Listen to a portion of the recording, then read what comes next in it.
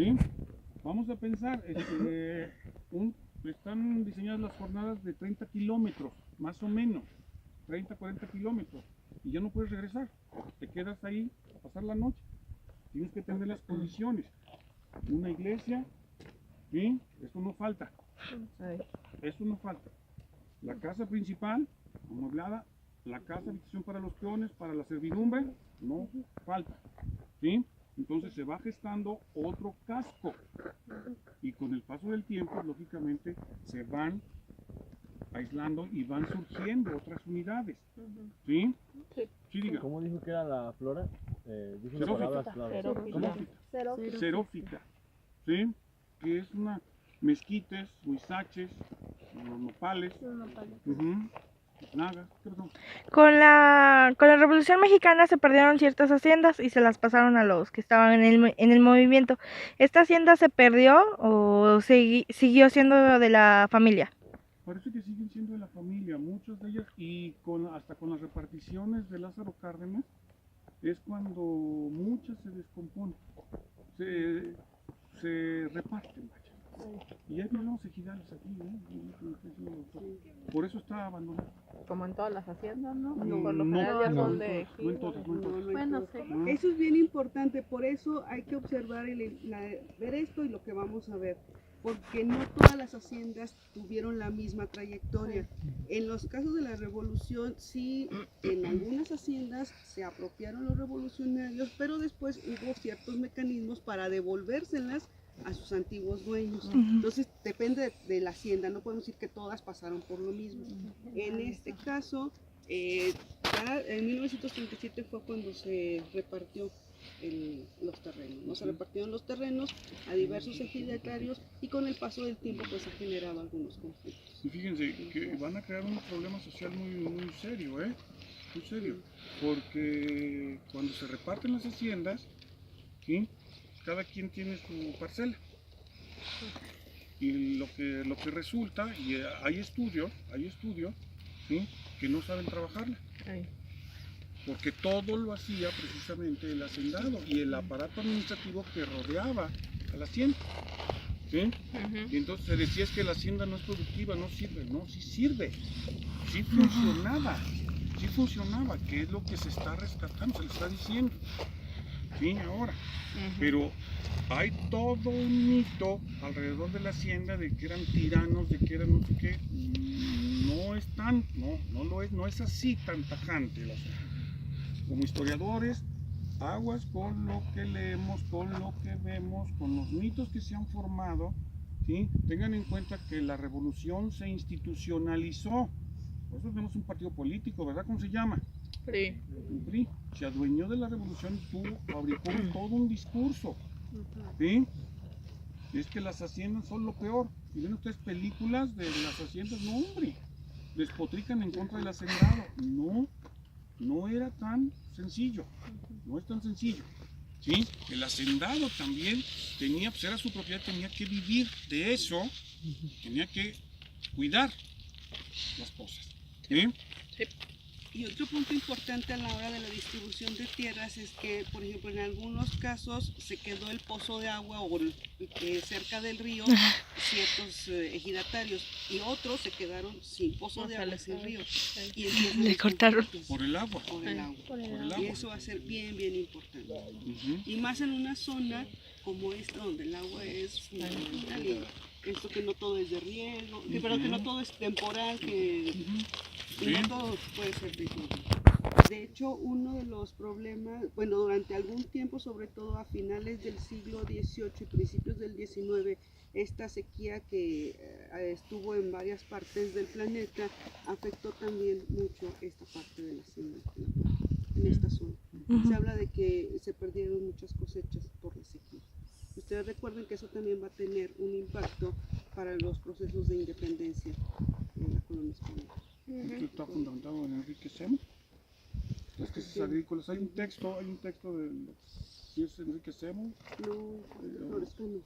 Enrique Florescano, en donde estudia las tesis agrícolas de finales del siglo XVIII, es clásico el texto y eso provocó la independencia. ¿Cómo se llama? Enrique Delgado Servidor. Veracruz Florescano, pero... Sí, son las sequías en México, ese es uno, y no recuerdo ahorita el nombre de una autora norteamericana que revisó con base en ese texto. Florescano, no se llama la sequía. Hay una que sí se llama la sequía. ¿De Florescano? Una que sí se Florescano, llama pero la es algo, mira, no te sé decir el nombre del libro, yo lo leí hace muchos años. Sí, Todavía tenía no, pelo, ¿no? La dieron en unas pláticas como de la fundación. varios autores ya han revisado esa hipótesis de las sequías y la Ahora, independencia, ¿no? Esto es importante que hay que señalarlo. Como historiadores, es necesario ver las diferentes aristas, ¿sí? Y una de ellas es precisamente, bueno, ¿por qué no pensar que las crisis agrícolas también ocasionaron la independencia? Y también se sumaron. Bueno, ¿se niega? No podemos negarlo. Pero fueron de veras el causante tajante de la independencia, tampoco podemos afirmarlo del todo. Pero están ahí. ¿Sí queda claro? Y entonces es lo que hace precisamente don Enrique Florescano. Ahí demuestra con todo el trabajo de archivo, ¿sí?, cómo se hacen precisamente, cómo las crisis agrícolas. Pues la producción baja, a veces que no llueve, no sé qué, no sé cuánto, y pues hay sequía, provoca crisis agrícolas y la población está descontenta. ¿Por qué? Porque el Estado no brinda el apoyo necesario. ¿Sí queda claro? Sí. Bueno. Otro punto que han destacado estos autores que estudian las sequías con la relación de los procesos de guerra, de manifestaciones en otros países también, es que surge mucho el acaparamiento de alimentos y que a veces no es tanto en sí la sequía la que genera toda la problemática, sino que el acaparamiento de alimentos. En esta sequía que hubo muy fuerte en varios países en principio del siglo XIX, generó también muchos problemas en la India y hubo una crisis muy fuerte de alimentos, pero sobre todo parte de la sequía fue también porque la corona inglesa se llevó todos los granos, todos los alimentos para poder sostener a sus habitantes allá en Inglaterra y dejó desprotegidos a la parte de la India, a sus colonias. Entonces, esta crisis tan fuerte, esta sequía tan fuerte de principios del 19 afectó a la India, afectó a algunas zonas de África, afectó México y bueno, ya hay varios estudios que afirman que esto fue como resultado de este fenómeno del Niño. Entonces se asocia esas cuestiones climatológicas con cuestiones políticas también. Entonces recuerden siglo XIX, principios del siglo XIX, mucha efervescencia política. ¿Alguien sabe qué es el Niño? Es... El fenómeno climatológico, no el niño. ¿Alguien lo sabe? ¿No? No. ¿Alguien sabe lo que es el fenómeno del Niño? De aguas marinas. ¿Cómo? Es el cambio de aguas marinas. ¿El cambio de aguas marinas? Las corrientes frías cambian el sentido. No. Cambian la temperatura. Es cíclico. Y lo descubre Alejandro de Humboldt en Perú. ¿Sí? Entonces, una corriente cálida, ¿sí?, ¿qué provoca? Si es el agua caliente, ¿qué provoca? Calor. ¿Cómo? Pues sí, pero ¿cómo? En el ciclo del agua, evaporación, ¿verdad? El agua se evapora y luego por corriente, ¿a dónde? ¿Qué va a parar? ¿Qué va a pasar? Por corrientes de aire, se precipita. Y llueve. ¿Sí? Cuando es agua fría, ¿qué sucede? Pues no hay una evaporación. Entonces hay hay climas determinados. La península de Baja California, por eso tiene esos climas áridos, porque es una corriente fría la que baja de Alaska.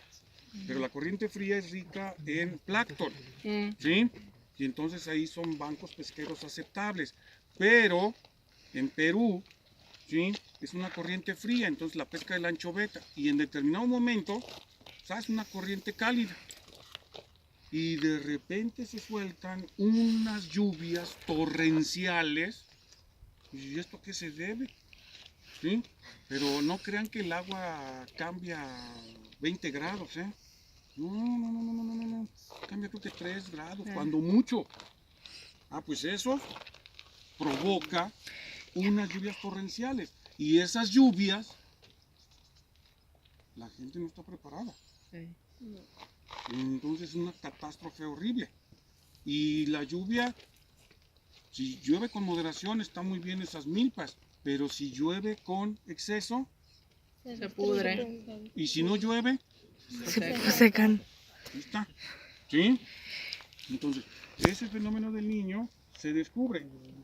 A finales del siglo pasado, el Consejo Nacional de Ciencia y Tecnología estuvo patrocinando en los años 80, 90 muchísimos proyectos para sobre cuestiones climatológicas relacionadas con el fenómeno del niño y también se dice el niño y la niña, el niño y la niña. ¿Sí? ¿Por qué, jóvenes? Porque en realidad el clima es un hecho que sabemos muy poco. ¿Sí? ¿Cuánto tiempo creen que se necesita para poder determinar un clima? 30 años.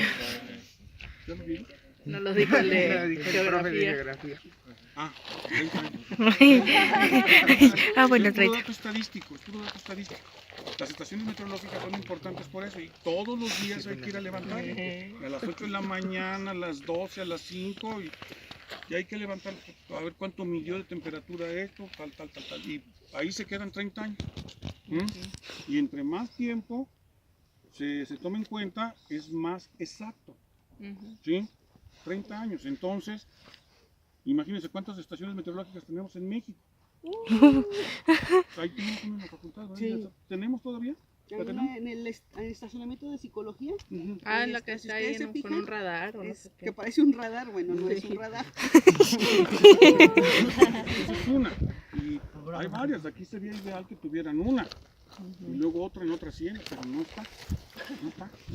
¿No? Para determinar qué tipo de clima, porque es seco estepario, sí, pero hay muchísimas variables. ¿No? ¿Sí? Bueno, preguntas, comentarios, nada. No. Bueno, pues ahora voy a preguntar yo. Entonces, soy muy buen profesor, no hay preguntas.